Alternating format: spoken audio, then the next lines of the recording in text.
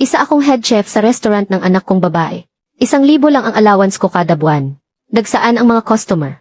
Hindi nagtagal, naging sikat ang restaurant sa buong lugar. Isang araw pagkatapos ng trabaho, pinagluto ako ng estudyante ko ng isang platong mani.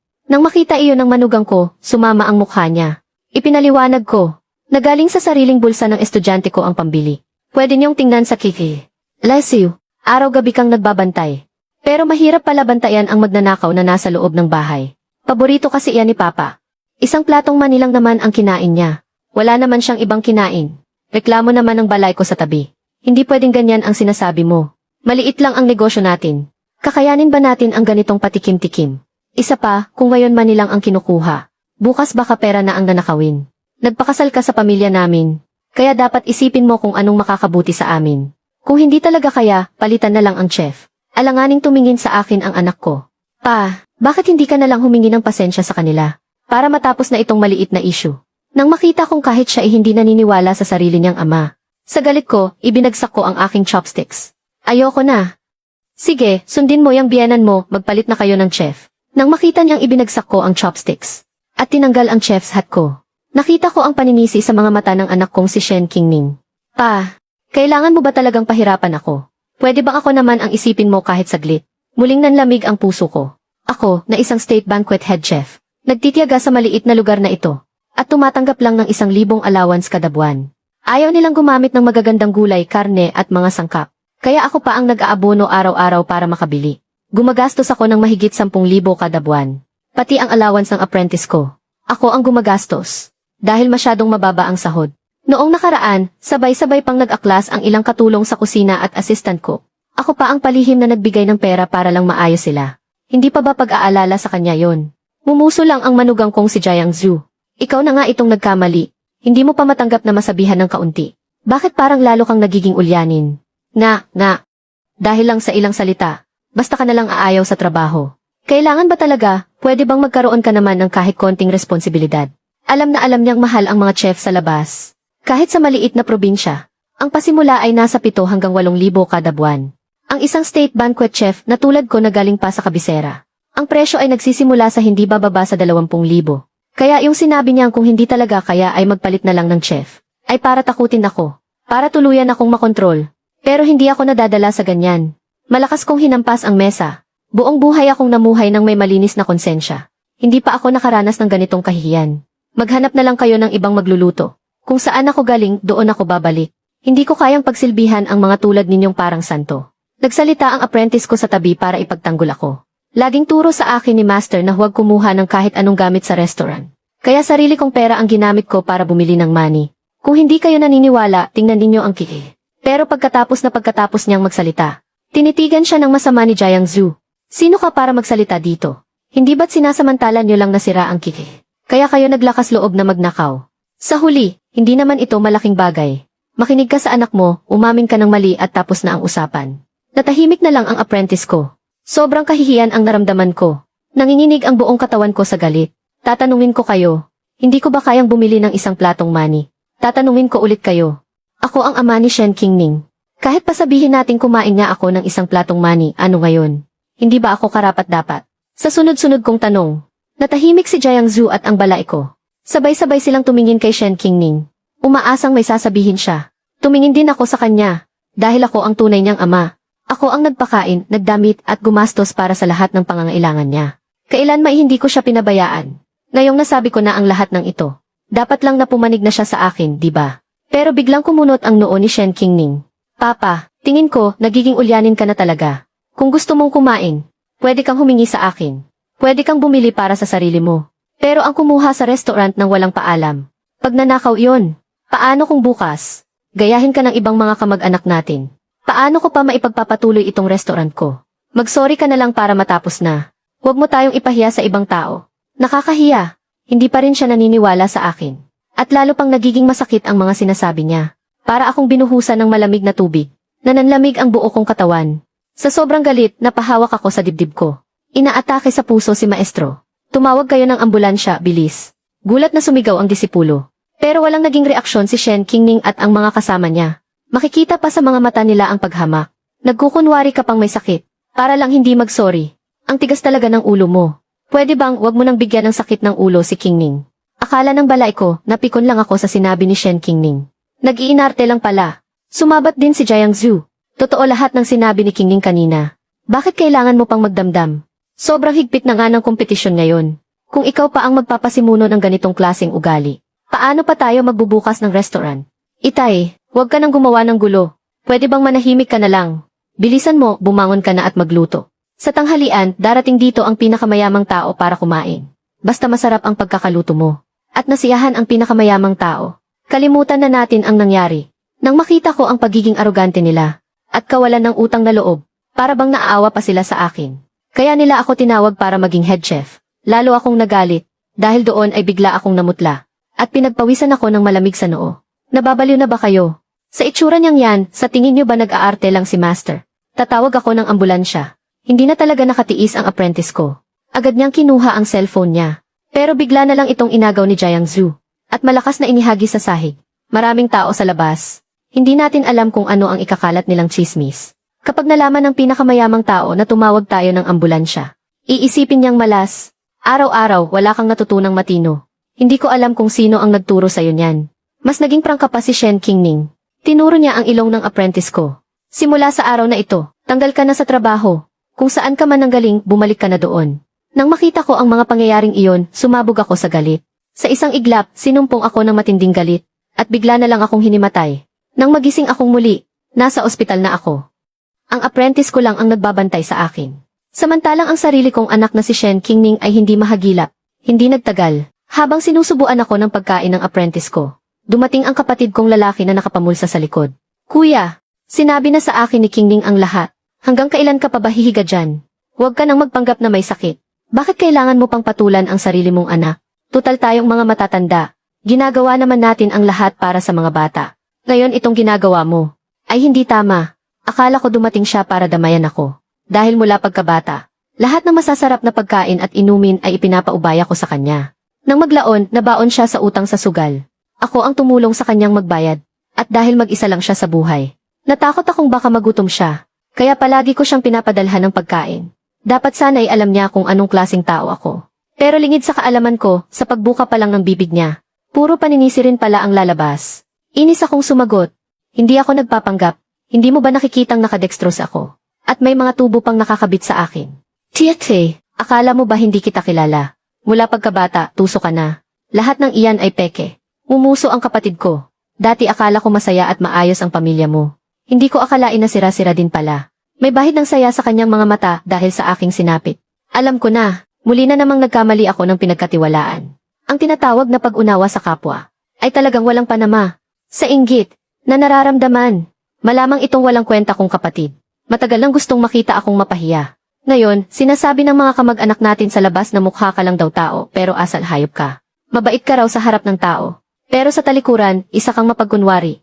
At sakim pa sa maliliit na bagay. Kahit isang platong mani, pinapatulan mo pa. Gulat na gulat akong nagtanong sa kanya. Ikinakalat ba ni Kingning ang tungkol dito? Hindi ka raw kasi niya makumbinsi. Kaya inudyukan niya kaming lahat na tumulong. At nagkasundo silang lahat na ako ang papuntahin dito. Itinaas ng kapatid ko ang kanyang mga kamay. Isang matandang tulad mo. Paano ka mabubuhay sa labas? Napakabait na sayo ng anak at manugang mo. Dapat makontento ka na. Para hindi ka na pag-usapan ng patalikod. At para sa huli hindi ka iwanan ng lahat. At walang mag-aalaga sa'yo sa pagtanda mo. Bawat salita ay parang kutsilyo, na sumasaksak at dumudurog sa puso ko. Hinding-hindi ko inakala, na ang sarili kong anak na si Shen Kingning ay ganito pala kasamang manira ng reputasyon ng sarili niyang ama. Matapos ang matinding sakit, nagpasya na ako. Hinding-hindi na ako babalik sa restaurant na yon. Maliit na lugar pero puno ng intriga. Hindi ko na kayang manatili doon. At tungkol naman sa pagtanda ko, kung kinakailangan, sa isang nursing home na lang ako titira. Nang marinig niya ang sinabi ko, naging seryoso ang mukha ng kapatid ko. Kuya, nasisiraan ka na ba ng bait? Isang plato lang naman ng mani iyon, hindi ba? Kailangan pa bang maging magkaaway na mag-ama dahil lang doon? Tumalikod ako, at hindi ko na siya pinansin. Tama, isang plato lang naman ng mani iyon, hindi ba? Kailangan pa bang ipa-ospital ang sarili mong ama dahil lang doon? Bakit kahit anong paliwanag ko? Kumbinsido pa rin sila na ako ang kumuha at kumain noon. Ang gulo mo talagang kausap. Ayoko ng pangaralan ka. Tumalikod ang kapatid ko at umalis na. Saka lang nagsalita ang disipulo ko. Master, gusto ko po sana kayong kunin bilang head chef sa amin. Pagkasabi niyan yon, ay may inilabas siyang isang kasunduan. Kinuha ko ito at tiningnan. Biglang kumabog ang dibdib ko, dahil nakasulat sa kontrata na bibigyan ako ng 70% shares. Sa buong mundo siguro, ito lang ang nag-iisang ganitong klaseng kontrata. Dahil kailanman ay wala pang may-ari na nagbigay sa kusinero ng ganoon kalaking parte sa kumpanya. Nagpatuloy sa pagpapaliwanag ang disipulo ko.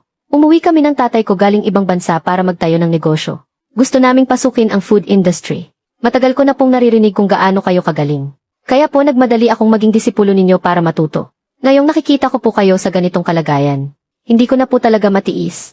Mula ngayon, ituturing ko na po kayong pangalawang ama. Aalagaan ko po kayo sa pagtanda ninyo hanggang sa huli. Nakasulat din po iyan sa kasunduan. Sa totoo lang, matagal ko nang napansin na itong disipulo ko ay hindi lang mabilis matuto, kundi may kakaiba rin siyang dating. Pero hindi ko inakala na ganito siya katapat. Kumpara sa anak kong babae at sa asawa niya. Mas mabuti pa siya ng hindi hamak, kaya naman naantig talaga ang puso ko. Master, huwag po muna kayong magmadali. Hindi naman ako minadali ng disipulo ko. Kinabukasan, saka lang dumating si Shen Qingming sa ospital. Pagpasok pa lang ng kwarto, kumunot agad ang noo niya.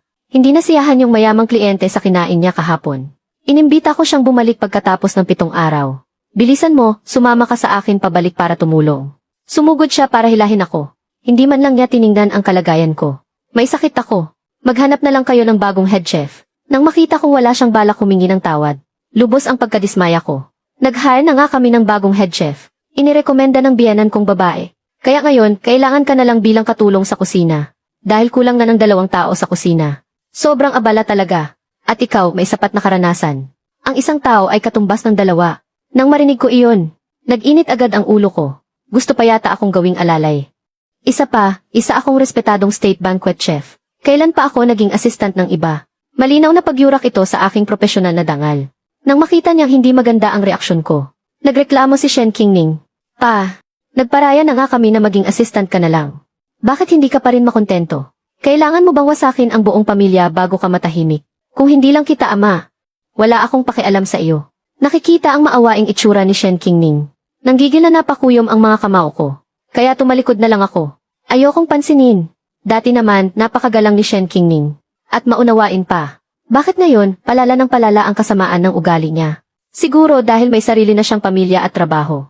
Lumaki na ang pakpak. Minamaliit na niya itong matandang to. Pa, kung ganyan ang ugali mo, kung gayon kailangan na nating magkwentahan. Ang allowance mo bawat buwan ay 1,000. Sa 2 taon sa restaurant, 24,000 iyon. Yung sa pagkain at inumin. Hindi ko nasisingilin. Babawasan ko pa. Bigyan mo lang ako ng 20,000. Sabi niya ng mayabang. Nanginginig ako sa galit. Hindi na nakatiis ang disipulo ko. Shen Qingming, wala ka talagang utang na loob. Kung ganyan ang usapan, magkano ang ginastos ng maestro para palakihin ka? Bakit hindi mo iyon kwentahin? Lesiu, obligasyon niyang palakihin ako. Ngayong kasal na ako, itinuturing na akong parte ng pamilya Jiang. Ang pagtulong sa kanya ay isang pabor lang. Ang hindi pagtulong ay karapatan ko. Halata namang sa tingin niya ay napakagaling ng bagong head chef. Wala na siyang anumang alalahanin. At tuluyan nang lumabas ang tunay niyang masamang ugali. Nanlamig ng husto ang puso ko.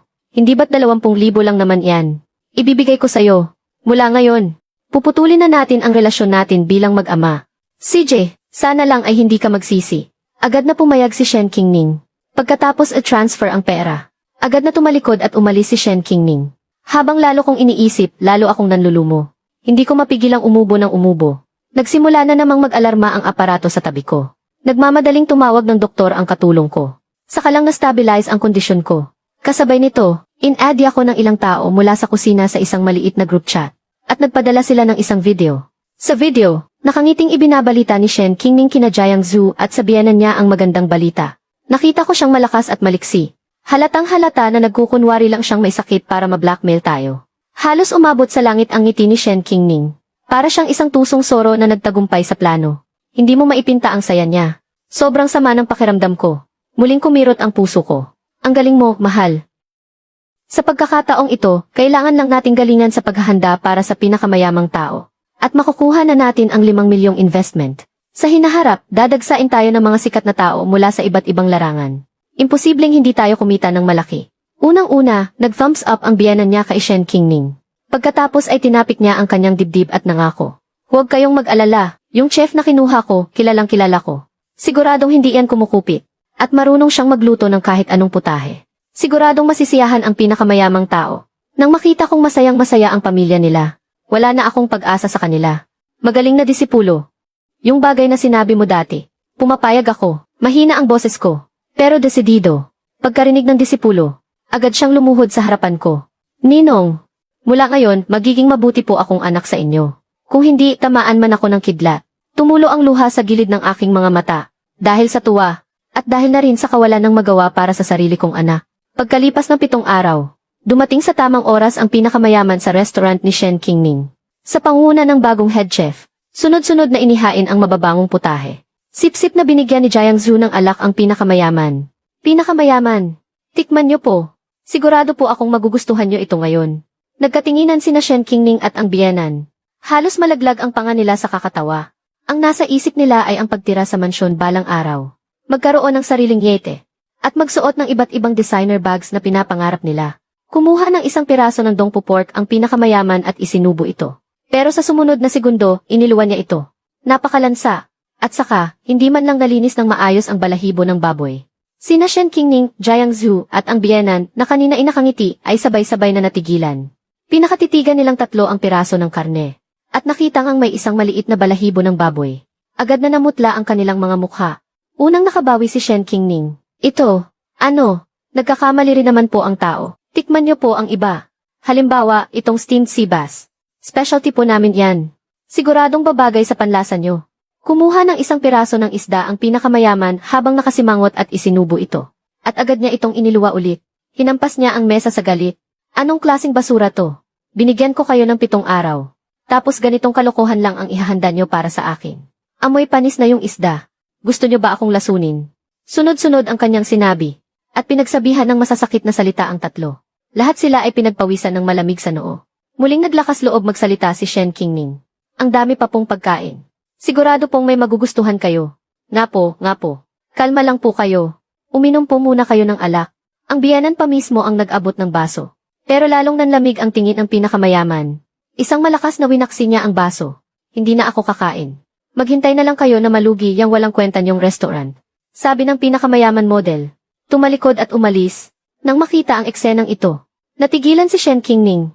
Lumingon siya sa kanyang biyenan. Hindi ba't sinabi mong kilalang kilala mo ang chef? At mapagkakatiwalaan. Ay ito, magaling talaga ang bagong chef. Siya ang nagluluto sa lahat ng handaan sa baryo. Napahawak si Shen Qingning sa kanyang noo. Nangingitim ang mukha sa galit.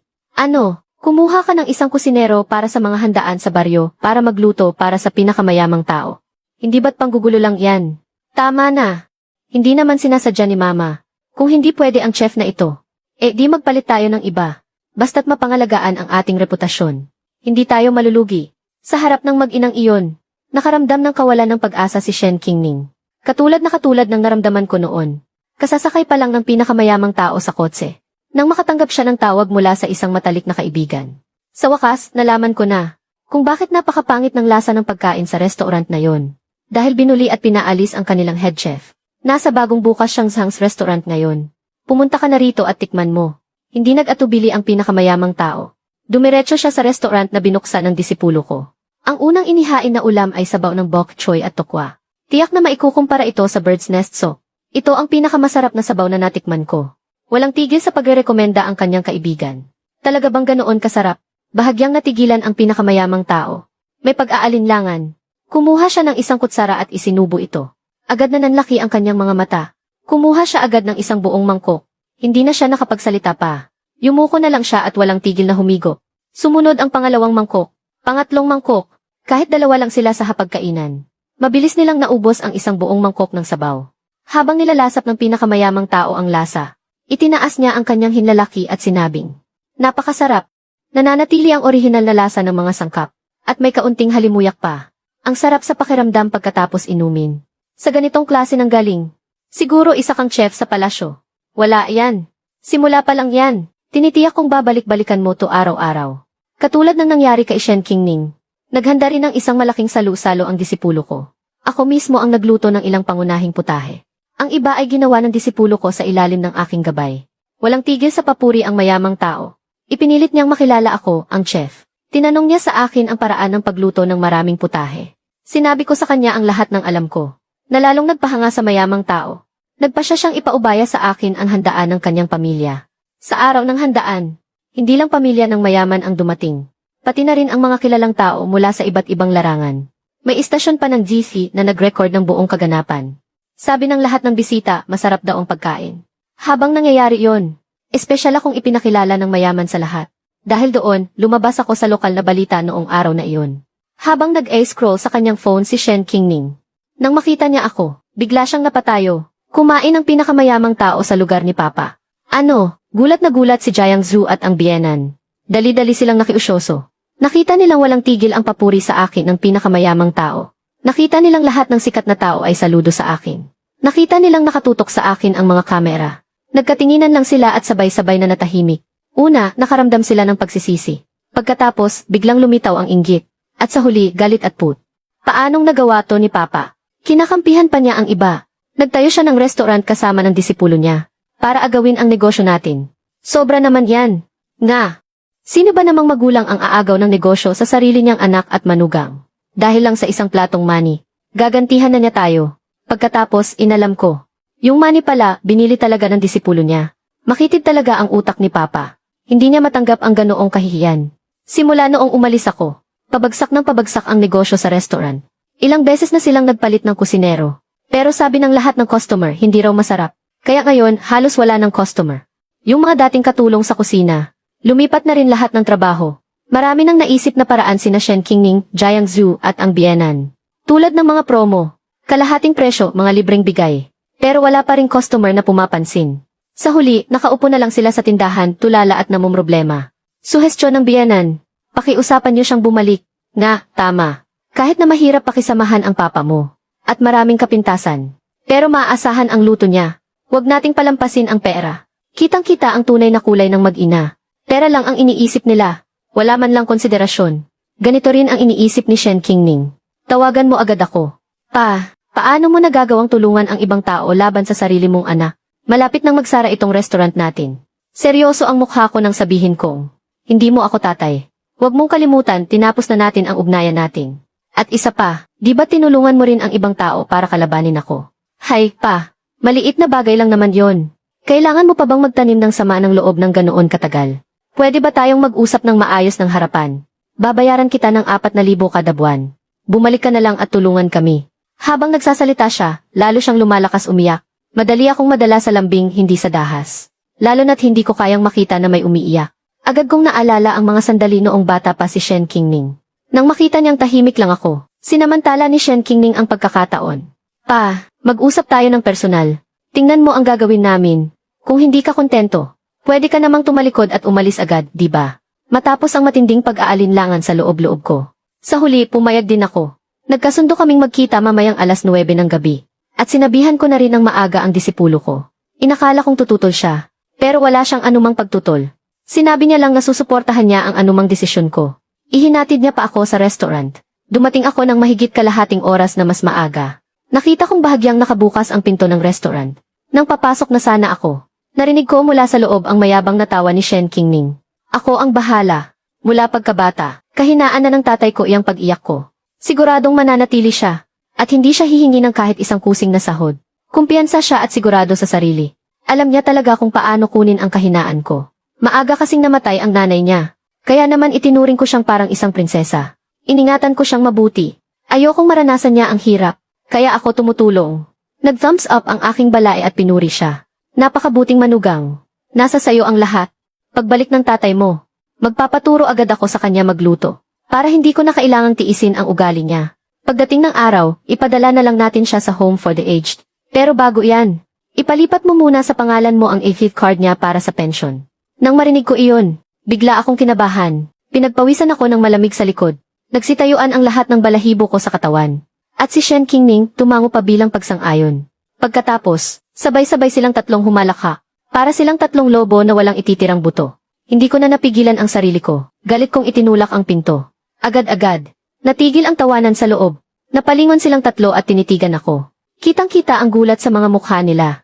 Hindi nila inasahan na ako, na laging saktong-sakto sa oras dumating, ay darating ng maaga ngayong gabi. Halatang may kasalanan, tinawag ako ni Shen Qingning. Tay, kailan pa po kayo dumating? Halika, pasok po kayo't umupo. Kinuyom ko ang aking kamao. At masama kong tiningnan si Shen Qingning. Huwag ka nang magkunwari. Yung mga pinag-uusapan ninyo kanina, narinig ko ang lahat.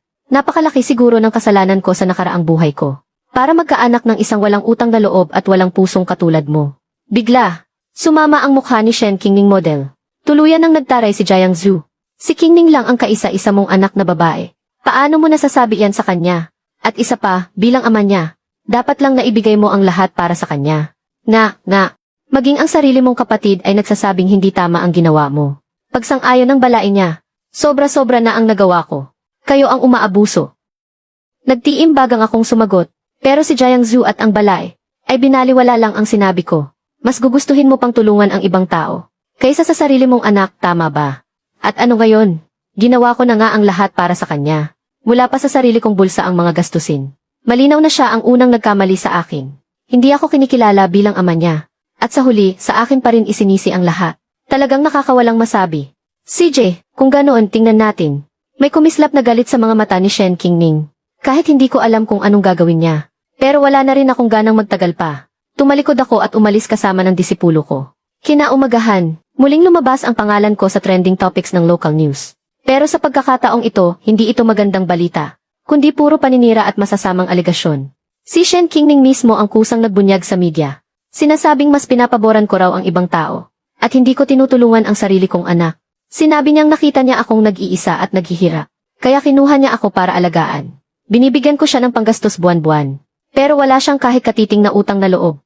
Nagnanakaw siya ng money para kainin. Nagsama pa ng disipulo para siraan ang restaurant ko. At agawin ang negosyo ko. Maging ang pinakamayaman ay nagsabing hindi masarap ang pagkain. Lahat iyon ay dahil sa mga taong pinadala niya para manggulo. Noong ikinasal ako, ni isang kusing ay wala siyang ibinigay na dote. Siya kasama si Jiang Zhu at ang biyenan niya, humagulgol sa harap ng kamera, tumutulo ang sipon at luha. Binibilang isa-isa ang mga kasalanan ko. At nagyayabang pa. Kung may lakas daw akong loob, sumalang ako sa isang palabas para mag-areglo. At magharap kami sa harap ng lahat. Mukha siyang kaawa-awa. At puno ng kumpiyansa. Para makuha ang tiwala ng maraming netizen. Sa ilalim ng trending topic, lahat sila ay minumura ako. Mayroon bang ganyang klaseng ama? Mas masahol pa sa aso't baboy. Tinutulungan ang disipulo na agawin ang negosyo ng sarili niyang anak. Si Raulo, may sayad yata sa utak. Isang matandang kuripot at ulyanin. Hindi rin malinis ang kamay. Kung ako yan, kahit isang kusing hindi ko ibibigay na sustento. Karapat dapat ba ang walang kwentang matandang ito sa yumaong asawa niya? Nakakatulog kaya siya sa gabi? Kahit na ang disipulo at mga katulong sa kusina ay nagsasabi ng totoo sa ibaba. Pero mabilis din silang natabunan ng mga mura. Iniisip na mga salot din sila. Tinutulungan daw akong magsinungaling. Dati, masaya at laging puno ang restaurant ng disipulo ko. Ngayon, madalas may nanggugulo. Kung hindi man, may tae at ihi sa pintuan tuwing umaga. O kaya naman ay binabato ng pintura. Nagdidikit ng mga poster na paninira. Kapag sa wakas ay nalinis na, at may ilang customer na dumating, may biglang papasok na lasing para magbasag ng gamit. At saka, binomba ang mga contact list namin ng disipulo ko. Walang hiyang matanda. Mamatay ka na. Amoy lupa ka na. Bukod sa pag-aapi sa anak mo, may magagawa ka pa bang matino? Libu-libong mensahe ng sumpa sa isang araw.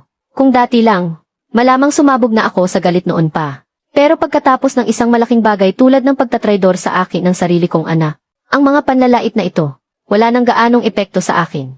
Pero nag-aalala ako na baka maapektuhan ang disipulo ko. Kaya kinontak ko ang pinakamayamang tao para tumulong. Kasabay nito, tumawag sa akin si Shen Qingning. Pa, ngayong ganito ang sitwasyon. Nakapag-isip-isip ka na ba?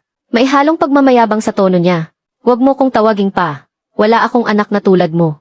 Wala kayong utang na loob ng pamilya ni Jiang Zhu. Gumamit pa kayo ng ganito kaduming paraan. Pero tinawanan lang ako ni Shen Qingning. Nagbabago ang mga tao. Ayokong maging talunan na tulad mo habang buhay. Magsalita ka na. Susuko ka ba o hindi? Lalo siyang naging mapilit at arogante. Ito na ang huling pagkakataon. Kailangan mo lang humingi ng tawad sa lahat. Tapos bumalik ka bilang chef namin. Papatawarin ka na namin. Bawat salita niya ay tila ba obligasyon ko. Na para bang dapat lang niya akong utus-utusan. Manigas ka. Iyon ang malamig kong sagot. At ibinaba ang tawag. Agad naman akong nakatanggap ng mensahe mula kay Shen Qingning. Pa, ikaw ang pumilit sa akin dito. 10 segundo lang. Binawi niya ulit ito. Takot na mag-iwan ng ebidensya. Agad ko siyang binlock at dinelete. Nag-leave agad si Shen Qingning. Para ipagpatuloy ang paninira sa akin online. Umabot ng higit 1 milyon ang nanonood. Palaging nasa trending ang pangalan ko. Lalong tumindi ang pambabatikos. Marami pa ang nag-report sa akin. Ilang beses sa isang araw bumisita ang business permit at fire department. Gusto na ring mag-leave ng disipulo ko para gumanti. Pero pinigilan ko siya, dahil may mas maganda akong paraan. Hindi nagtagal, dumating mismo ang pinakamayamang tao sa restaurant. Chef Shen, nabalitaan ko na ang nangyari sa'yo. Ang sama talaga ng mga yon. Kitang-kita na gusto kanilang ipahamak. May maitutulong ba ako? Sabihin mo lang, dahil gusto ni na Shen Qingning na makipagkomprontasyon ako sa variety show. Sige, pupunta ako. Pero bago yon kailangan kong maghanda. Sana po ay matulungan ninyo kaming mag-imbestiga ng ilang bagay. Sinulat ko ang lahat sa papel. Ibinigay sa pinakamayamang tao. Nangako ang pinakamayamang tao na tatapusin niya ito sa loob ng 2 araw. Pagkatapos noon, doon ko lang hinayaan ang disipulo ko na mag-live stream para i-anunsyo ang pagsali sa show at harapin si Shen Qingning sa harap ng lahat. Nang malaman ito, nagumpisa ng mag-iiyak at mag-iskandalo si Shen Qingning. Naman niya ang lahat ng katusuhan ng biyenan niya. At muli niyang nakuha ang simpatsya ng mga netizen. Ang kapal talaga ng mukha ng matandang to. Ang tigas pa rin ng mukha hanggang ngayon. Makikipagkomprontasyon pa sa anak niya sa show.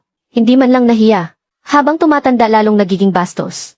Bumuhos ang masasakit na salita. Pero hindi ako sumasagot, at hindi rin ako nagpakita. Hanggang sa araw na nagsimula ang show. Doon lang ako nagpakita sa venue ng show. Nakita ako ni Jiang Zhu. At unang nagsalita, "Dad, pamilya naman tayong lahat. Bakit niyo pa po kailangang umabot sa ganito? Ang ipahamak kami. Ano po bang mapapala ninyo dyan?" Sa harap ng audience, nagsimula siyang magpo at opo sa akin. Dati ang gamit niya lang. "Ikaw, ang galing talagang magpanggap." Nagsalita na rin ang balai ko. "Ang tanda-tanda na. Bakit pa kailangang gumawa ng gulo? Halos buong buhay na tayong nabubuhay. Hindi ba't para lang naman sa ikabubuti ng mga anak natin?" Ang mag-ama hindi nagtatanim ng sama ng loob. Basta't handa kang humingi ng tawad. Kalimutan na natin ang nakaraan. Tumango si Shen Qingning. "Pa, mamuhay na lang tayo ng payapa. Pwede ba?" May halong pagmamakaawa ang kanyang boses habang umiiyak. Pinuri sila ng lahat dahil sa pagiging makatwiran. Inaasahan nilang sa pagkakataong ito ay bibigay na ako. Pero nanatili akong malamig, at diretsyong umupo sa kabilang panig nila. Kasunod nito ang sunod-sunod na mga paninisi. Kesyo ulyanin na raw ako, at hindi marunong makontento sa kung anong meron ako. Hindi na rin umimik pa ang tatlo ni na Shen Qingning. Umupo na silang lahat. Nagsimula na ang programa.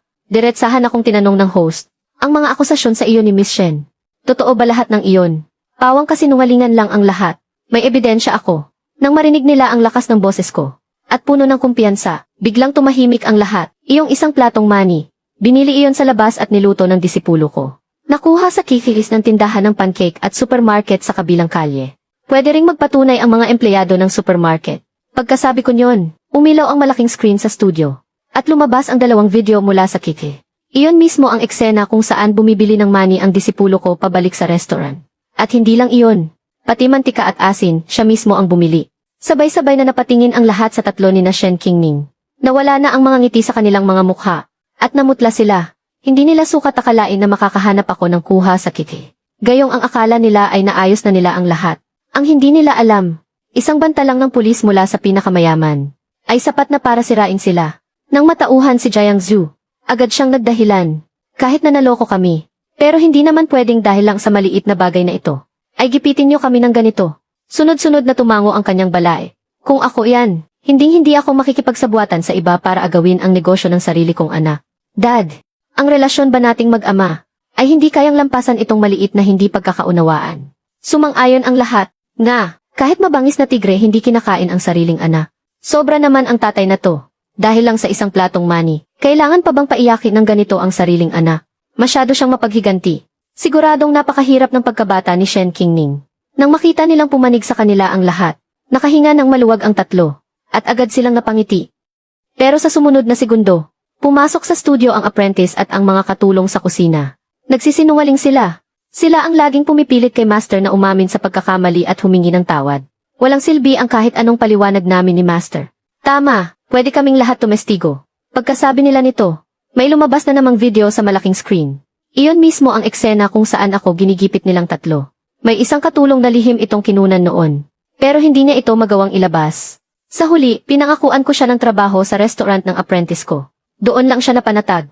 Ginipit na nga ang sariling ama hanggang atakihin sa puso. Tapos pinanood lang nila ng walang pakialam. Ganito pala ang totoong nangyari. Anong klaseng anak yan? Nakakagalit. Walang utang na loob. Mga walang utang na loob. Muntik nang mapatay ang sariling ama. At may lakas pa kayo ng loob na manisi. Biglang bumaliktad ang opinyon ng publiko. Pinagmumura ng mga manonood ang tatlo, sina Shen Qingning. Sumingit ako at sinabi, pagkatapos kong maospital. Pumunta si Shen Qingning sa ospital para bawiin ang 2 taong allowance na binigay niya sa akin. Sinungaling! Hindi ko ginawa yan. Agad na tumuto si Shen Qingning. Agad kong inilabas ang recording. Huwag kang mag-alala. Nandito ka na, magpapakasaya ka na lang. Aalagaan ka namin sa pagtanda mo. Sabi nyo, kinuha nyo ko para alagaan. Pero ang totoo, ginawa nyo lang akong libreng chef. Wala akong kinuha sa inyo kahit 1 sentimo. Ako pa ang gumastos para sa inyo. Hindi ko inaasahan, biglang sumingit si Jiang Zhu. Kailan ka gumastos para sa amin? Ikaw at ang nanay mo para lang makatipid. Ang mga sangkap na ginagamit nyo ay hindi sariwa. Puro tira-tira. Sinong matinong tao ang namamalengke sa gabi?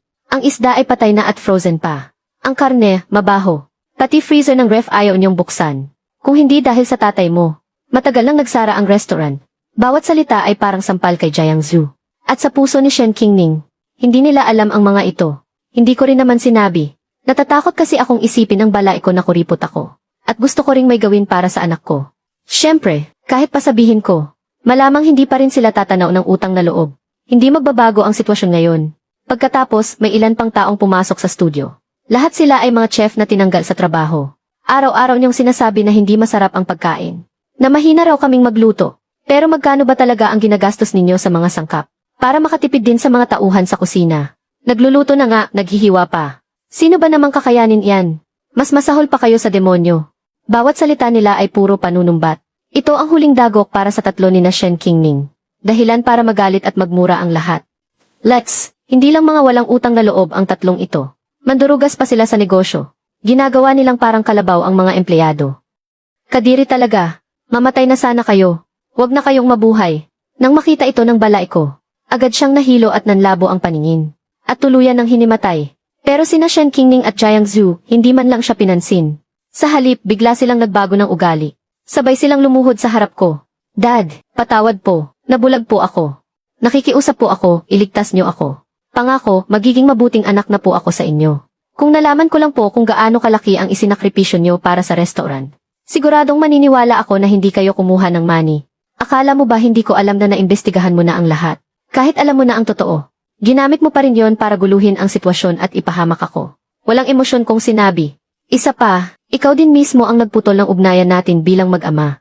Natulala si Shen Qingning. Dad, hindi niyo pwedeng iwanan ako. Kapag hindi niyo ako tinulungan ngayon, talagang katapusan ko na. Takot na takot siya. Walang tigil siya sa pagmamakaawa habang nakaluhod. Hindi nagtagal, dumugo na ang noo niya. Pero hindi siya nangahas na tumigil. Niyakap ni Jiang Zhu ang binti ko. Dad, alam na po naming nagkamali kami. Bigyan mo pa kami ng isa pang pagkakataon, pwede ba? Saktan mo ako, murahin mo ako, ayos lang. Habang sinasabi niya iyon, sinasampal niya ang sarili niyang mukha. Habang inaalala nilang dalawa ang mga nakaraan, labis na labis ang kanilang pagsisisi. Kung naging mas mabait lang sila sa akin, siguradong patuloy pa rin sa pag-unlad ang restaurant. Patay na ang puso ko. Pagkasabi ko niyan, tumalikod na ako at umalis. Gusto sana akong habulin ni na Shen Qingning at Jiang Zhu. Pero hinarang sila ng mga galit na manonood at pinagmumura. Kahit na tinatawag pa rin ako ni Shen Qingning, hindi na ako lumingon pa. Buong tapang akong lumabas ng studio. Pagkatapos noon, nabalitaan kong hindi na naisalba sa ospital ang biyenan ko. Sinisi ni Jiang Zhu si Shen Qingning at humingi ng diborsyo. Gusto niyang umalis si Shen Qingning na walang anumang dala. Hindi pumayag si Shen Qingning. Isang gabi, sinaksak niya si Jiang Zhu at inaresto ng mga pulis. Naging baldado si Jiang Zhu, pero wala na akong kinalaman sa lahat ng iyan. Kasama ang aking disipulo, pinaghirapan naming itayo ang restaurant. Hindi nagtagal, ito na ang naging pinakasikat na gusali sa buong syudad. Pero hindi nagtagal ang magandang sitwasyon. Kasagsagan ng Nobyembre, bumuhos ang malakas na ulan. Sa labas ng nagniningning at umiikot na salaming pinto ng Dingsheng Pavilion. Ang 8 taong gulang na si Jiang Xiaoyu ay basang-basa. Ay matigas na nakaluhod sa malamig na tubig baha. Parehong nakataas ang kanyang mga kamay, hawak ang isang karton na basa na ng ulan. Nakasulat dito sa pulang pintura ang mga nakakagulat na salita. Lolo, bigyan niyo po kami ng pag-asa para mabuhay. Mamamatay na sa gutom ang apo ninyo. Sa gilid ng mga tao, isang sikat na vlogger na may 1 milyong followers at masamang budhi. Si Justice Bro ay maihawak na kagamitang panangga sa ulan. Habang sumisigaw ng buong lakas sa harap ng kamera. Mga kapanalig. Tingnan ninyong mabuti. Ito ang pinakamalaki at pinakamarangyang restaurant sa buong syudad. Ang sariling apo sa anak na babae ng big boss ng Dingsheng Pavilion na si Shen Jiangwu. Habang ang lolo niya ay nagpapakasarap sa loob. Bilyonaryo ang halaga, pero ipinakulong ang sarili niyang anak na babae. Ngayon pati ang menor de edad niyang apo. Hahayaan na lang mamatay sa lamig dito sa labas. Ubod talaga ng sama ng mga kapitalista. Mga kapatid, ay boycott natin ang walang konsensyang restaurant na ito. I type niyo sa comment section. Parami ng parami ang mga customer at mga dumadaan na nakikiusyoso. Ang mga bulungan at paninisi ay halos mas malakas pa kaysa sa dagundong ng ulan. Grabe naman ang sama ng ugali niya. Sarili niyang dugot laman yan. Itong restaurant na pag-aari ng isang taong walang puso. Baka kung ano-anong maruruming bagay na ang inihahalo sa pagkain nila. Hinding-hindi na ako babalik dito. Nakatayo ako sa harap ng bintana sa ikalawang palapag ng Dingsheng Pavilion. Malamig kong pinagmamasdan ang lahat ng ito mula sa itaas. Ang apprentice kong si Lin Xuan ay nanginginig sa galit. Master, ginagamit ng mga basurang iyan si Xiaoyu laban sa atin. Halos hindi na mapigilan ng mga gwardiya ang mga tao.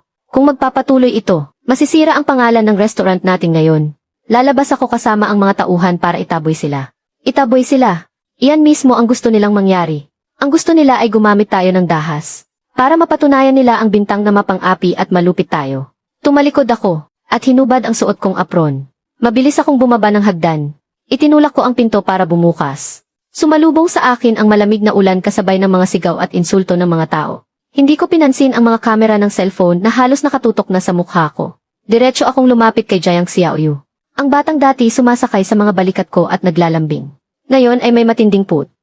Isang masamang titig na tila tuluyan ng na-brainwash. At nakatitig sa akin ng masama. Xiaoyu, tumayo ka. Pumasok tayo sa loob. Huwag mo akong hawakan. Hindi kita lolo. Clap clap clap. Kusang humawi ang mga tao. Isang mabagal at nakakairitang palakpakan ang umalingaw-ngaw. Hawak ni Shen Jianye ang isang itim na payong. Habang dahan-dahang itinutulak ang isang wheelchair. Ang nakaupo sa wheelchair ay ang manugang na si Jiang Zhu na sinaksak at nilumpo ni Shen Qingning sa kaliwang binti.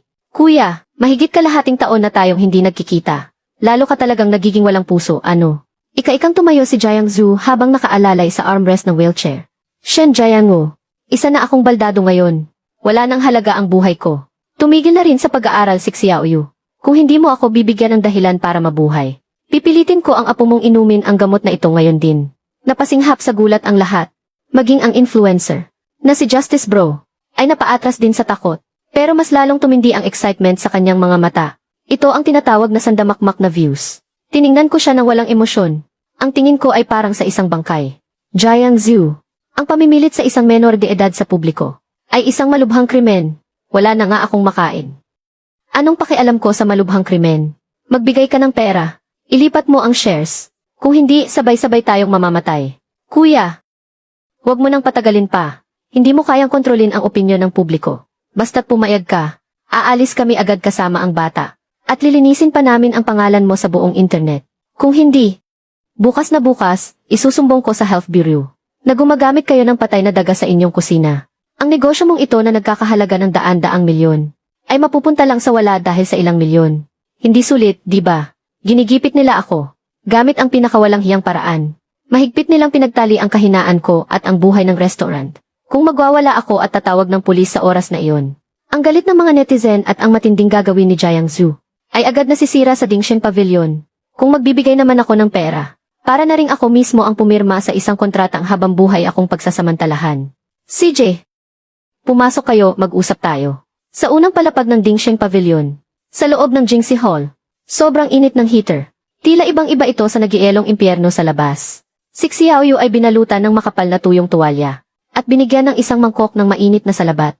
Pero nakasiksik pa rin siya sa isang sulok na parang isang maingat na batang lobo. Pagpasok ni Shen Jianye at Jiang Zhu sa kwarto, walang pakundangan silang umupo sa pwesto ng pandangal.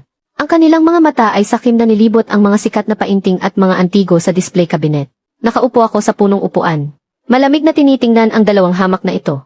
Sabihin niyo ang presyo niyo. Magkano ba talaga ang gusto ninyo? Para tuluyan na kayong maglaho. Diretsahan. Gusto ko ang posisyon bilang purchasing director ng restaurant.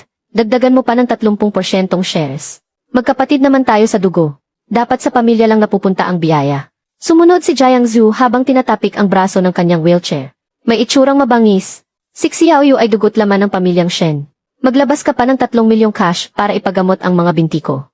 At para sa education fund ni Xiaoyu. Bukod pa riyan, ang bayad sa influencer sa labas ay 500,000. Ikaw rin ang magbabayad niyan. Sa kabuuan, 3,500,000 cash. Kasama ang shares. At kalimutan na natin ang lahat ng ito. Kulang na kahit isang kusing. Bukas, luluhod ulit si Xiaoyu. Ang mga mata ni Ling Xuan na nakatayo sa likod ko ay nag-aapoy sa galit. Akma na siyang sumigaw sa galit. Pinigilan ko agad siya. CJ, pumapayag ako sa inyo. Biglang natigilan sina Shen Jianye at Jiang Zhu. Handa na sana silang mag-iskandalo at manakot. Hindi nila akalain na ganito ako kabilis papayag. Pero nasa restaurant tayo. At wala akong ganoong kalaking cash dito. Ang paglipat ng shares ay kailangan din ng abogado para gumawa ng kontrata. Bukas, alas 10 ng umaga. Dito pa rin sa lobby ng restaurant na ito. Magpapatawag ako ng press conference na naka-live sa buong internet. Sa harap ng lahat ng media at netizens. Ang cashier's check at share transfer agreement na hinihingi ninyo. Ibibigay ko sa inyo ng walang kulang ni isang kusing. Pero bago yan, kailangang maiwan ni Xiaoyu dito para kumain ng busog. Walang problema, may isang salita ang boss.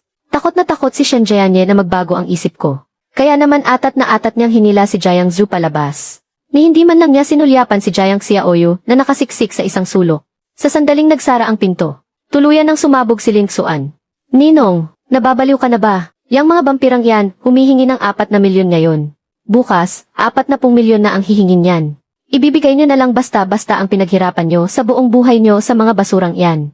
Hindi ko siya sinagot. Sa halip, tahimik akong lumapit sa may rosewood flower stand sa sulok ng kwarto. Mula sa isang tagong bahagi ng paso. Kinuha ko ang isang high-definition micro-audio video recording device na may mahinang pulang ilaw na kumikislap. Suan, bata ka pa talaga. Sa pakikipaglaban sa mga demonyo, walang silbi kung sa dilim ka lang atake. Inihagis ko ang device kay Ling Xuan. Kitang-kita ang pagbabanta sa mga mata ko. CJ, kontakin mo ang pinakamayamang tao sa bansa.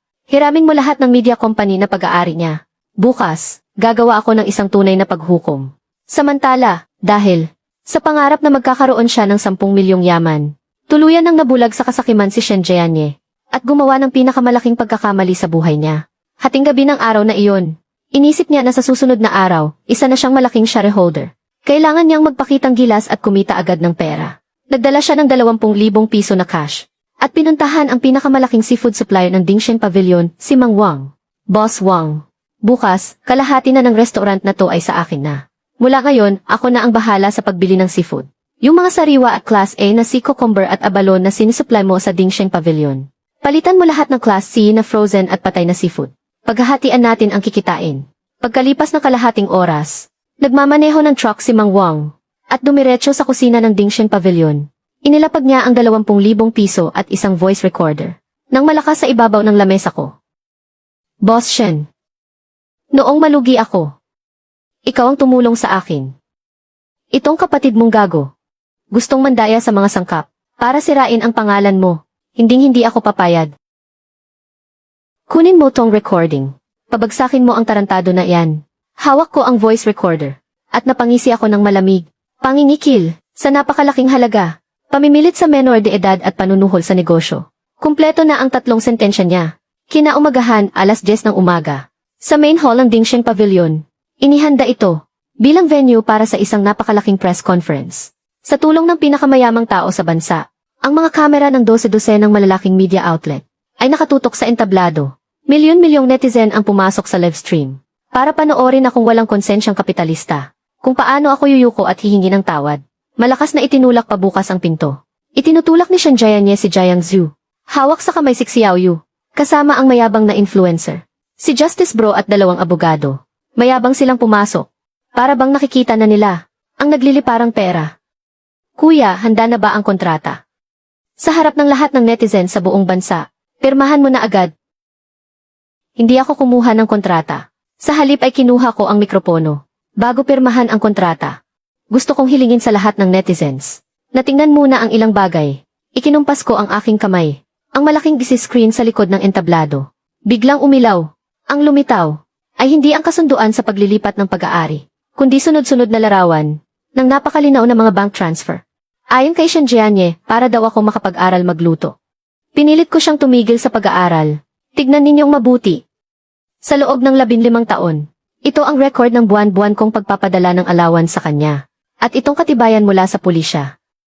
7 taon na ang nakalipas dahil sa pandarayan niya sa sugal. Hinabol siya ng sindikato dahil sa utang. Ibinenta ko ang kaisa-isa kong bahay para mabayaran ang 600,000 niyang utang. Nagulantang ang lahat ng tao. Walang tigil ang flash ng mga kamera sa screen. Biglang nag-iba ang ipinapakita. Isa itong surveillance video sa ospital, 1 taon na ang nakalipas. Itinuturo ako ni Shanjayanye habang nakakabit sa oxygen tube. Tigilan mo na iyang pagpapanggap mo. Buti nga sa'yo, walang mag-aalaga sa'yo pagtanda mo. Ang mga komento sa livestream. Biglang natigilan sa loob ng 2 segundo. Pagkatapos ay sumabog ito na parang tsunami. Umulan ng mga mura at galit. Isa siyang sukdulan, lasinggero at vampira. Grabe ang plot twist na to. Ang kapatid mo ay parang hindi tao. Namutla si Shanjayanye. Bigla siyang tumayo. Nangako ka kahapon na magbibigay ka ng pera. Ibigay mo ang pera, Linsuan. Yung usapan nila kagabi sa private room. At ang mayabang nilang usapan sa tea house. Iparinig sa buong bansa. Si Xiaoyu ay dugot laman ng pamilyang Shen. Maglabas ka ng 3,500,000 cash. Dagdagan mo pa ng 30% ng shares. Kung hindi, luluhod pa rin si Xiaoyu bukas. Isusumbong kita sa Health Bureau na gumagamit ka ng patay na daga sa pagluluto. Sabay-sabay tayong babagsak. Kasunod nito, ang audio ay walang putol na lumipat kay Shanjayanye. Ang boses na nananakot sa supplier na si Old Wang. Palitan ang sariwang seafood ng patay na seafood galing sa cold storage. Hati tayo sa kikitain. Kapag hindi ka pumayag, bukas, ikaw ang unang-una kong tatanggalan ng lisensya. Nang matapos play ang 2 audio clip, ang buong press conference ay nabalot ng katahimikan. Agad namang sumunod, ang galit na mga tanong mula sa mga reporter. Halos ikaguho ng buong lugar. Pangingikil, napakalaki pa ng halaga. Mabigat na kaso ito. Gagamit pa ng bulok na seafood para sirain ang pangalan niya. Talagang wala na sa katinuan. Tuluyan ng gumuho ang mundo ni Shanjayanye. Nang hina ang kanyang mga tuhod, at napasubsob sa sahig. Sumigaw siya ng pautal-utal habang nakaturo sa akin. Ay, ikaw. Pinagplanuhan mo to, tinrap mo ako. Ni-record ko to para sa mga ahas na tulad mo. Biglang bumukas ang salaming pinto ng hall. Maraming pulis na armado. Na may hawak na arrest warrant. Ang biglang pumasok. Shanjayanye, akusado ka sa krimen ng pangingikil. At komersyal na panunuhol. Pati na rin ikaw, Zengi.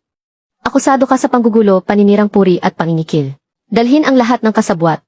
Ang malamig na posas ay tumunog ng isara. Ang parang kinakatay na baboy na sigaw ni Shanjayanye ay umalinggaw sa buong bulwagan. Lahat ng mga spotlight at lente ng kamera. Sa sandaling iyon ay nakatutok lahat. Sa malungkot na nakaupo sa wheelchair. Ang nanginginig na si Jiang Zhu. Hindi nag-atubili si Jiang Zhu. Gumulong siya mula sa kanyang wheelchair. At sumubsob sa sahig, desperadong yumuyukod. Nilinlang lang ako ni Shanjayanye. Nagmamakaawa ako sa inyo, pakawalan niyo na ako. Nasa akin pa si Xiaoyu. Hindi pwedeng wala siyang ama. Sa pinakadesperadong sandaling iyon, ginamit na naman niya ang kanyang 14 na taong gulang na anak. Bilang panangga, bumaba ako ng entablado. Tiningnan ko siya mula sa itaas na parang isang basahan. Naglabas ako ng 2 dokumento mula sa briefcase. At malakas na inihampas sa mukha niya. Jiang Zhu, dahil sa pera. Pinilit mo ang 14 na taong gulang mong anak na lumuhod at uminom ng pestisidyo. Hindi ka karapat-dapat maging tao. Ito ay isang education trust fund na nagkakahalaga ng 1,000,000. Na buong-buong pinangangasiwaan ng isang grupo ng mga dekalibreng abogado. Para kay Xiaoyu, simula ngayong araw. Hanggang sa lahat ng gastos niya sa pagtatapos ng kolehiyo. At ito, isang kasunduan sa pagpaparaya sa karapatan ng pag-aalaga. Jiang Zhu, ito na ang huli mong pagpipilian sa buhay mo. Pwede kang pumirma ngayon din. At tuluyang isuko si Xiaoyu. Ibabasura ko ang akusasyon sa iyo bilang kasabwat sa pangingikil. Ang reklamong kriminal. O itulak mo yung wheelchair mo at lumayas ka. At agad kong ibibigay ang buong recording sa pulisya. Para samahan mo ang asawa mo sa kulungan. Ikaw ang mamili. Tumingin si Jiang Zhu sa kumikislap na ilaw ng pulis sa labas. Muli niyang tiningnan ang kasunduan. Na sapat na para hindi siya makulong. Ang pag-aalinlangan sa kanyang mga mata ay hindi man lang umabot ng 3 segundo. Para sa isang taong sobrang makasarili. Walang salitang prinsipyo. Nagkukumahog siyang dinampot ang ballpen. Habang nanginginig, sa kasunduan ng pagtalikod sa kustodiya, itinatak niya ang kanyang pulang thumb mark. Pipirmahan ko, wag niyo akong hulihin. Nang maitatak na ang thumb mark, si Jiang Xiaoyu na kanina pa nakatayo sa gilid, ay humagulgol na parang isang sugatang hayop, tay para lang hindi ka makulong. Ibinenta mo ako. Hindi ba't sabi mo bibigyan mo ako ng magandang buhay? Ayaw mo na sa akin. Hindi magawang tingnan ni Jiang Zhu ang kanyang anak sa mata. Malakas niyang itinulak si Xiaoyu.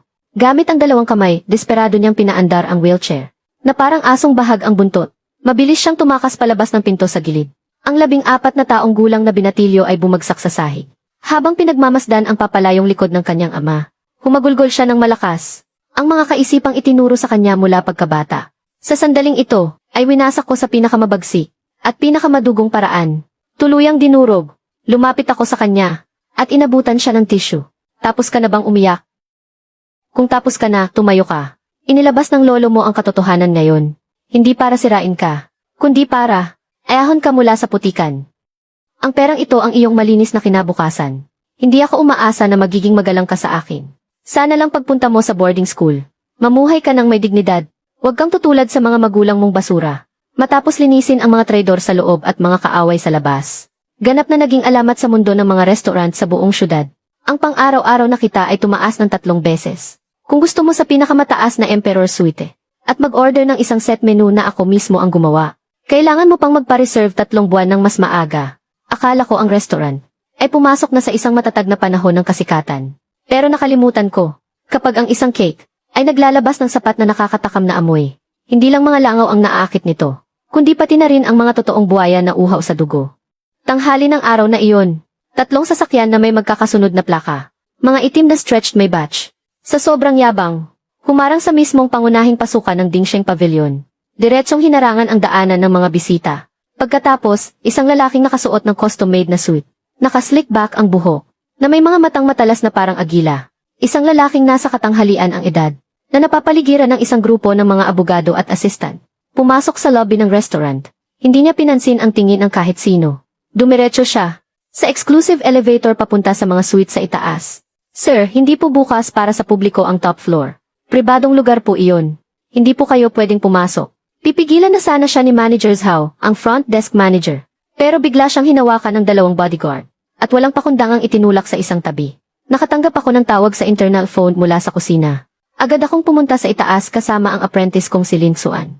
Nang itulak namin para buksan ang Emperor Suite. Ang mabigat na pinto nitong gawa sa purple sandalwood. Yung lalaking nasa katanghalian ang edad, ay nakatalikod sa amin, magkahawak ang mga kamay sa likod. Nakatayo sa harap ng malaking floor-to-ceiling window.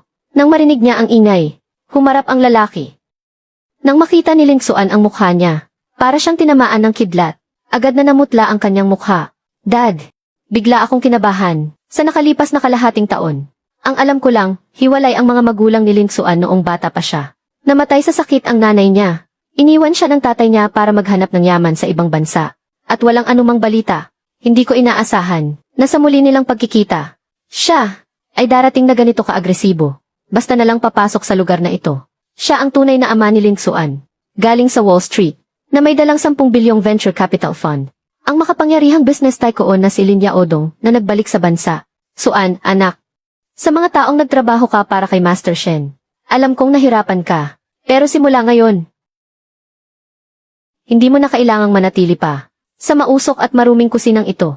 Ang boses ni Lin Yaodong ay walang bahid ng pananabik o pagmamahal ng isang matagal na pagkakawalay. Tanging ang boses ng isang nakatataas, na puno ng kayabangan at kalamigan. Naglakad siya papunta sa mamahaling mesa, mula sa kamay ng kanyang assistant. Kinuha ang isang makapal na dokumento, at diretsyong inihagis ito sa mesa.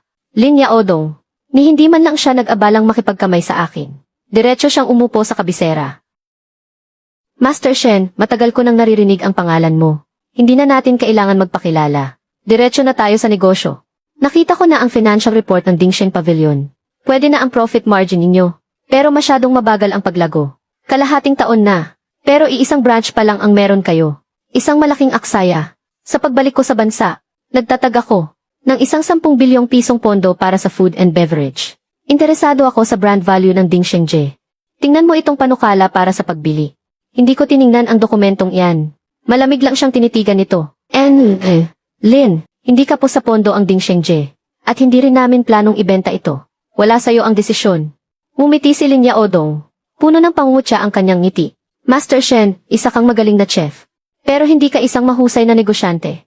Alam mo ba, kung bakit ngayon lang ako nakipagkita sa'yo? Dahil itong nakaraang linggo. Sa presyong mas mataas ng 30%. Mula sa orihinal na may-ari ng gusaling ito. Binili ko na ang buong karapatan sa pagmamay-ari ng gusali. Ibig sabihin, ako na ngayon ang landlord mo. Ang kontrata ng paupa sa restaurant ninyo ay matatapos sa loob ng 3 buwan. Kapag hindi ko ito ni-renew, ang Dingsheng Je ay kailangang mag-impake at umalis bukas na bukas din. Ito ang tunay na paggiba mula sa pundasyon. Ang pagyurak ng kapitalismo. Walang pakialam yan sa pakikisama. O sa anumang patakaran. Lin, napakalaki ng ginastos nyo. Ano ba talaga ang gusto ninyo? Gusto ko ang Ding Shengji. Sa loob ng 1 taon, magbukas ng 50 branch sa buong bansa. Sa loob ng 3 taon, maghihi sa Amerika. Para maabot ang bilis na to, simula sa susunod na buwan, tatanggalin ko ang mga tauhan. Sa kusina ng Ding Shengji. Nabili ko na ang pinakamodernong central kitchen sa bansa at ang production line ng mga robot na nagluluto. Sa hinaharap, ang Ding Shengji ay gagamit na lang ng mga standardized na pre-cooked meal at mga makinang magluluto. Wala ng chef, wala ng tao. Sagarin ang tubo. Kahit gaano pa kagaling ang pagluluto mo, ilang lamesa lang ba ang kaya mong lutuan sa isang araw? Ang makina, kayang magluto para sa 1,000 lamesa sa isang araw. Shen Jiangwo, hawak mo ang 70% ng shares. Sobra-sobra yan. Hindi karapat-dapat ang isang kusinero na tumanggap ng ganyan kalaki. Nakasulat sa kontrata, ibababa ang shares mo sa 5%. Bibigyan kita ng 50 milyong cash. Mag-empek ka na agad at umuwi para magretiro. Bago pa man ako makapagsalita, tuluyan ng sumabog sa galit si Lin Xuan. Namumula ang mga mata niya. Sumugod siya sa harap ni Lin Yaodong at ibinalibag ang proposal na iyon sa sahig. Ang pangalan ng Dingsheng Pavilion ay pinaghirapan ng ninong ko sa bawat hiwa at sandok. Hinulma sa tamang apoy at dugot pawis. Tapos gagamit kayo ng mga nakabalot lang sa plastic, puno ng preservatives, at mga pre-made meal na may artificial na pampalasa para lokohin ang mga customer. Sinisira niyo ang pangalan natin. Iniinsulto niyo ang salitang state banquet. Gago. Hinampas ni Lin Yaodong ang lamesa at tumayo. Kasunod ay isang malutong na sampal na tumama ng buong lakas sa mukha ni Lin Xuan. Umalingaw-ngaw ang malutong na tunog ng sampal sa loob ng private room. Kapag pera na ang usapan, basura lang ang talento. Ang anak ko. Magiging isang kusinerong amoy mantika at usok. Yan ang tunay na insulto. Inihanda ko na ang isang magandang kinabukasan para sa iyo. Pero ayaw mong kunin. Nagpipilit kang manatili sa tabi ng matigas ang ulong matandang yan. Tiningnan ko si Lin Yaodong. Ang mga tingin ko ay parang isang napakalalim na balon. Walang galit, tanging matinding kalamigan lang. Itinabi ko ang ashtray ng tabako sa mesa. Mr. Lin, ambisyoso ang proposal mo. Pero ako si Shen Jiangwo, at walang lugar sa kusina ko ang kahit isang pakete ng preserbatibo. Mga nakakahong pagkain. Gusto mong ipakain sa mga customer mo ang basurang pang-industriya. Lumayas ka, magtayo ka ng sarili mong fast food restaurant. Sa kusina ng Ding Shengji, hindi papayagang makapasok ang mga makina. Shen Jiangwo, ayaw mo pala sa santong dasalan. Gusto mo sa santong paspasan. Maniwala ka man o hindi, puputulan ko kayo ng kuryente ngayon din. Para mapilitan kayong magsara agad. Sige, subukan mo. Pero sa oras na pilitin mong sirain ang kontrata, haharapin mo ang napakalaking multa at ang galit ng buong internet. Nanliit ang mga mata ni Lin Yaodong. Melin, dahil masyado kang naniniwala sa mga makina at sa pera mo, bakit hindi mo subukang makipagpustahan sa matandang ito? Isang pusta, paano? Pagkatapos ng 7 araw, dito mismo sa lobby ng Ding Shengji. Gamitin mo ang central kitchen mo at ang mga robot para magluto ng kalahati. Gagamitin ko ang mga kamay ko at isang kawali para lutuin ang isa pang kalahati. Mag-imbita tayo ng 100 pinakamahuhusay na food critic sa syudad. Mga sikat na foodies. Kasama ang pinakamayamang tao at ang media. Para sa isang live blind test. Kapag natalo ako, lahat ng shares na nakapangalan sa akin ay ibibigay ko sa iyo ng libre. Akong si Shen Jiangwo ay aalis na walang-wala at tatalikuran ko na ang mundo ng pagluluto. Pero kapag natalo ang mga makina mo, kapag ako ang natalo, ang titulo ng building na ito ay ibibigay ko kay Lin Xuan ng libre. Agad akong babalik sa ibang bansa. At hindi na ako makikialam sa mga gawain ng Ding Shengji. Sobrang yabang ni Lin Yaodong. Walang alinlangan niyang tinanggap ang pusta. Shen Jiangwo, ipapakita ko sa'yo kung gaano katawa-tawa ang lakas ng tao. Kumpara sa teknolohiya at pera, si Lin Yaodong kasama ang kanyang mga tauhan ay mayabang na umalis. Ninong, masyado po kayong naging padalos-dalos. Nasa kanya ang pinakamodernong intelligent cooking at temperature control system. Walang mintis kahit 1 minuto o segundo. Para sa atin na magluto para sa 500 tao sa isang araw. Hindi talaga kakayanin ang ating lakas at pagod. Xuan ang pagluluto ay tungkol sa puso at dedikasyon. Tungkol sa kaluluwa. Ito ang pagmamahal na ibinubuhos ng chef sa bawat sangkap. Ang mga bagay na ito ay hindi matututunan ng mga malamig na makina at mga robot. Ihanda mo na ang mga sangkap. Sa loob ng 7 araw na ito, gagawa ako ng isang tunay na sabaw na panghandaan ng mga hari. Ipapaalam ko sa kanya na ang 5,000 taong pamana ng sining ng pagluluto ng China ay hindi mabibili ng kakarampot niyang pera. Sa sumunod na 7 araw, ang kusina ng Dingxing Pavilion ay pumasok sa pinakamataas na antas ng paghahanda. Ang esensya ng isang piging pang-estado ay nakasalalay lahat sa sabaw, kung sa mang-aawit ay ang kanyang boses.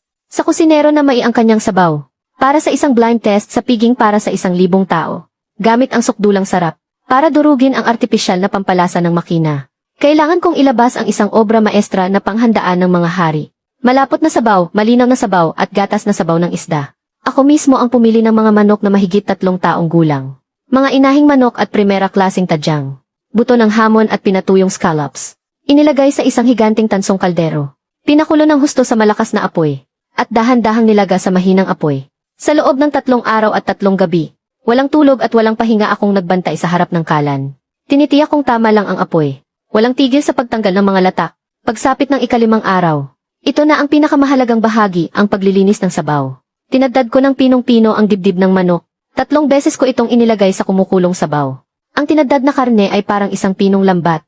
Ang lahat ng dumi sa sabaw ay sinipsip nito hanggang sa luminis. Ang dating malabong sabaw ay milagrong naging kasing linaw ng tubig.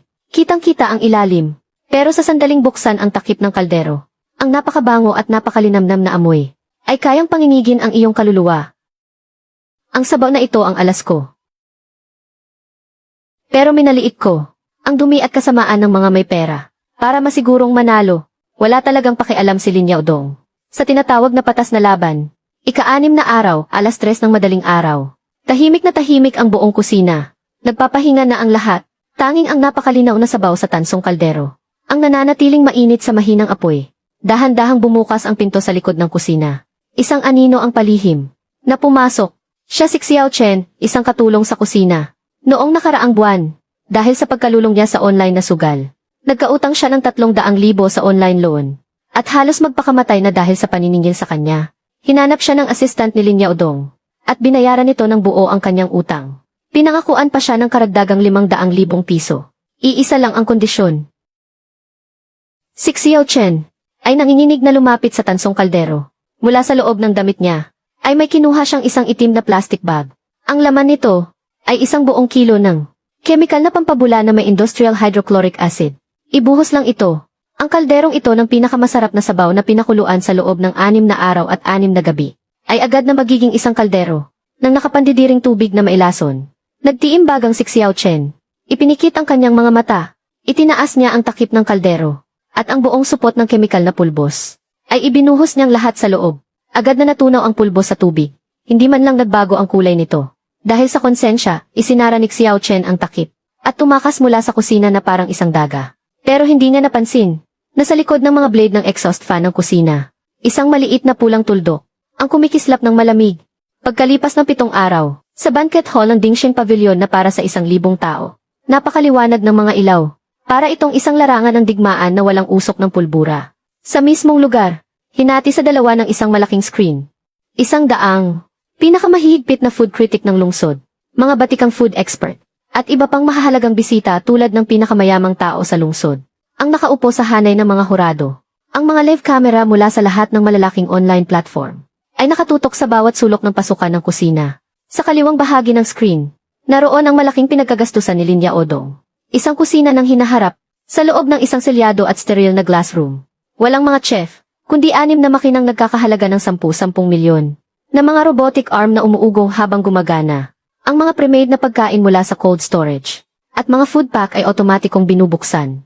Isang temperature control system na may eksaktong paglalagay ng sangkap. Sa ilalim ng isang nakaprogram na sistema, ang mekanikal na naggigisa.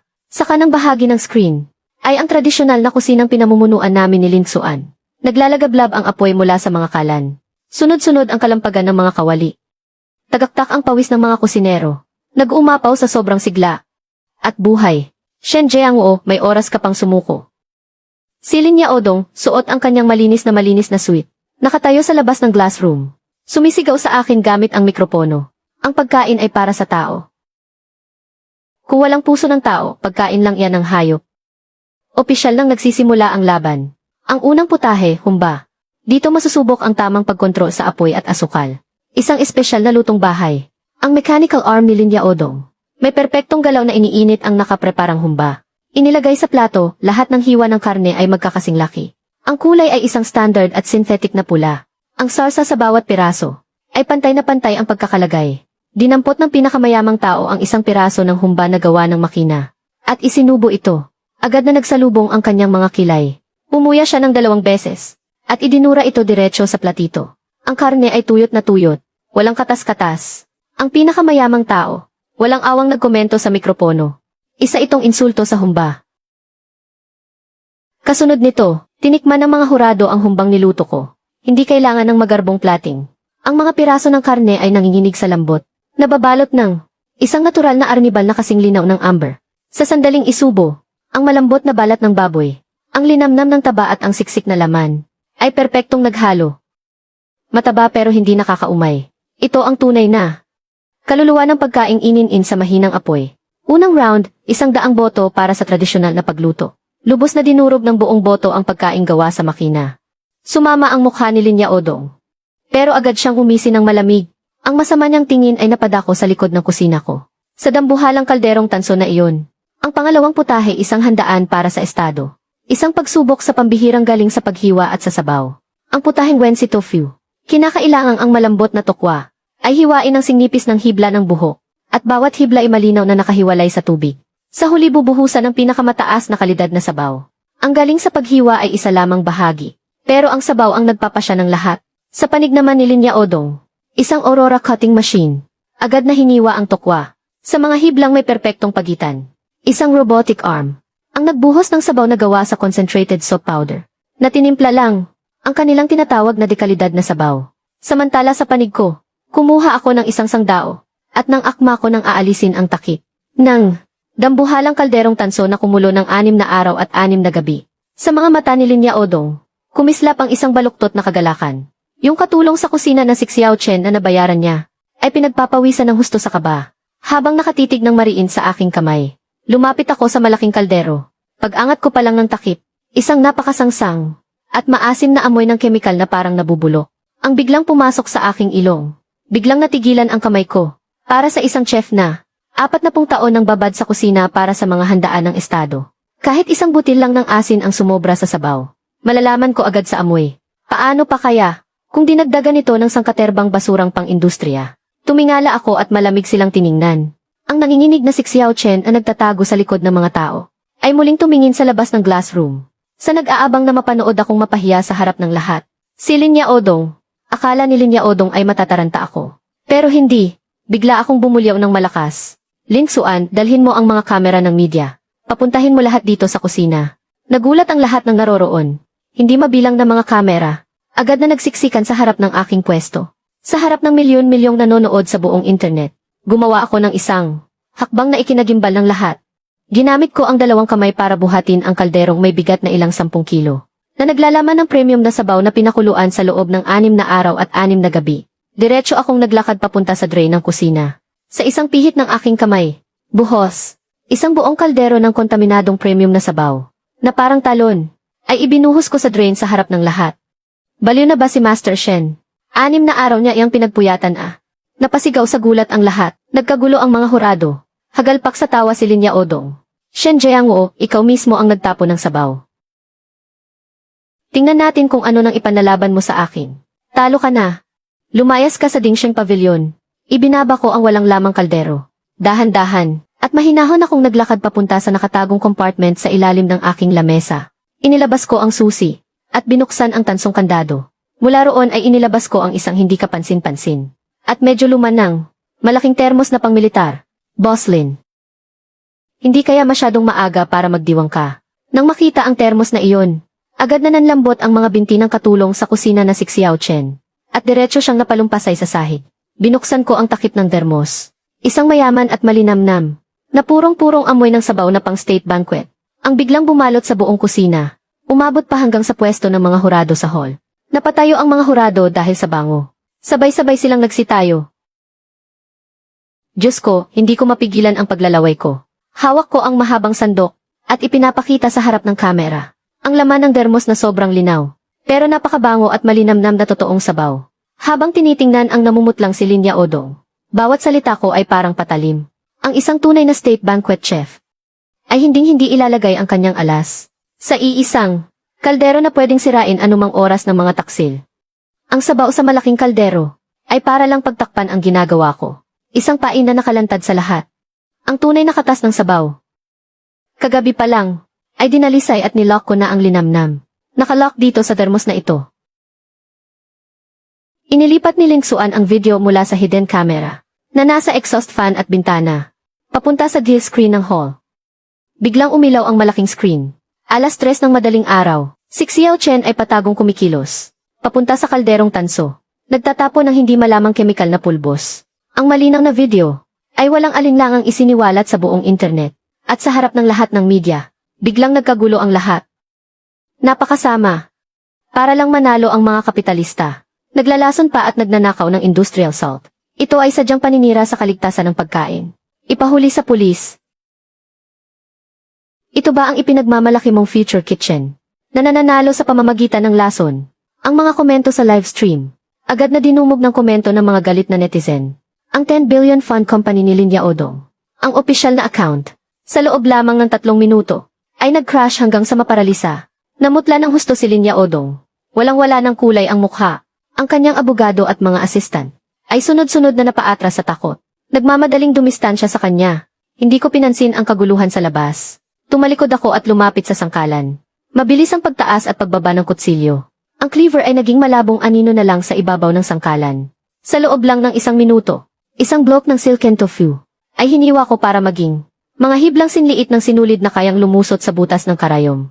Inilagay ko ang mga hibla ng tofu sa isang mangkok at binuhusan ng kumukulong premium na sabaw. Ang mga hibla ng tofu sa loob ng sabaw ay parang isang namumukadkad na puting chrysanthemum. Bawat hibla ay kitang-kita at marahang gumagalaw sa sabaw. Nabuo na ang Wensi tofu sa lamesa ng mga hurado nang matikman ng 100 food connoisseur. Ang putahing ito na niluto sa gitna ng matinding tensyon. Pero napanatili pa rin ang sukdulan at purong lasa ng isang sikat na state banquet soup. May iilan pa sa kanila ang naluha. Ang sabaw ay kasing linaw ng tubig, pero ang lasa ay kasing lalim ng dagat. Hindi na ito basta pagluluto. Ito ay pagtatanggol sa dignidad ng sining ng paglulutong Chino. Tungkol naman kay Lin Yaodong, ang sabaw na gawa ng makina, na parang tubig na may betsin lang at puno ng teknolohiya at kemikal, ay pinagkaisahan ng lahat na itapon sa basurahan. Ang pangatlong putahe, stir-fried beef ho fun. Isang pagsubok sa sukdulang wok hei. Ang makina ni Lin Yaodong ay nagluto ng noodles na malata at nagdikit-dikit. Ang baka ay matigas na parang pinagkataman. Ang init pagkaluto ay hindi man lang tumagal ang 2 minuto. Ay mabilis na nawawala. Pero ako, isang kamay lang ang ginamit para buhatin ang 15 kilos na kawaling bakal. Humahagibis ang apoy. Agad sumirit sa 200 degree ang temperatura ng mantika.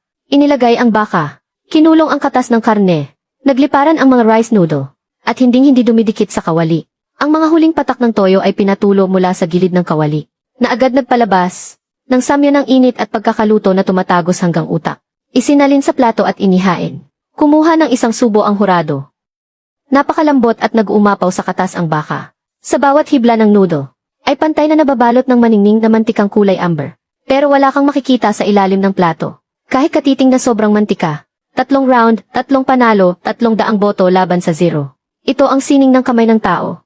Laban sa walang kaluluwang assembly line ng mga kapitalista. Isang epikong pagdurog. Pinunasan ko ang aking mga kamay. Sa gitna ng dumadagundong na palakpakan ng lahat. At pagtayo para magbigay pugay. Nagmartsa ako papunta. Sa harap ng kwartong nababalutan ng salamin. Tinitigan ko siya sa kabila ng salamin. Nawala ng kulay ang mukha. Na para bang bigla siyang tumanda. Nang 10 taon, si Lin Yaodong. President Lin, kayang baguhin ng teknolohiya ang buhay. Pero hinding-hindi nito mababago ang puso ng tao. Walang shortcut sa pagluluto. Sa pustahan, dapat marunong kang tumanggap ng pagkatalo. Kaya ngayon, pirmahan mo ang papeles para sa libreng paglipat ng titulo ng gusali. At dalhin mo ang mga basurang galing sa pabrika mo. At lumayas ka sa Dingshin Pavilion ko. Namumula ang mga mata ni Lin Yaodong. Tinitigan niya ako ng matalim. At saka tumingin sa nakatayo sa likuran ko. Na may determinadong ekspresyon sa mukha. Natuluyan ng pinuputol ang ugnayan sa kanya. Ang tunay na anak na si Ling Xuan. Isa pa rin siyang negosyante. Nahaharap sa matibay na ebidensya mula sa live stream sa buong internet. At sa nag-aalab na galit ng publiko. Kung hindi niya agad tatanggapin ang pagkalugi para pakalmahin ang sitwasyon. Ang pondo niyang nagkakahalaga ng 10 bilyon. Sa pagbubukas ng merkado kinabukasan ng umaga, ay makararanas ng mapaminsalang pagbebenta Nanginginig ang kamay ni Linya Odong habang binubuksan ang salaming pinto. Sa ilalim ng flash ng hindi mabilang na mga kamera, puno ng kahihiyan sa property transfer document. Pinirmahan niya ang kanyang pangalan. Nagdingit-ngit sa galit na ibinagsak ni Linya Odong ang balpen. Shen Jiangu. Ang lupit mo. Hindi na kita ihahatid. Dinala ni Linya Odong ang kanyang mga bodyguard at kagamitan. At parang basang sisiw na tumakas mula sa Dingshen Pavilion. Yung katulong sa kusina na si Xiao Chen na naglason, ay direktang kinuha ng mga dumating na pulis para simulan ang investigasyon. Ang krisis ng Dingshen Pavilion, muli sa isang paraang napakalakas, ay buong puwersa kong dinurog. Tinitingnan ko itong hawak ko. Isang gusaling nagkakahalaga ng daan-daang milyon. Ang titulo ng pag-aari. Agad kong iniabot kay Lingsuan na nasa likod ko. Ninong. Iho, huwag kang umiyak. Simula ngayon. Tayo, hindi na tayo magpapaapi kahit kanino paman. Itatayo natin ang Dingshen Pavilion sa buong bansa.